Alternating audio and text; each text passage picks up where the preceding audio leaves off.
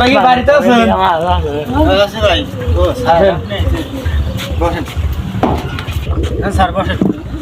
আচ্ছা ঠিক আছে। তাহলে আপনি যে লোনের কথা বলছিলেন সেই কারণে আইলাম।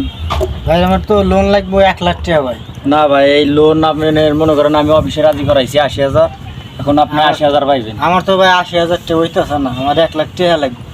80,000 যাই করেন একটু 80,000 রাজি করাইছি। আচ্ছা ঠিক আছে, আপনি যত জোরাজুরি করতেছেন ছাড়তেছেন না, আপনার ভোটার আইডি কার্ডটা নিয়ে আসেন।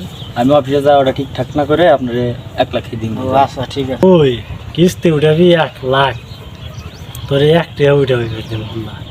দেখ আমি কি করি, তোর কিস্তি আমি উঠাইতেছি। আপনি তো যে বাড়ি আইছেন কিস্তি দিবেন এই বাড়ি। হ্যাঁ, কিস্তি লোন নিব হে আমার কাছে। না জানি না হুনে কিস্তি দেওয়াটা ঠিক না। বেচারাটা লোক ভালো না, কিস্তি দেয় না কাউকে।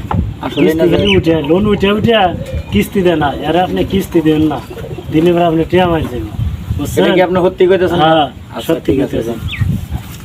স্যার এই যে আইডি কার্ড।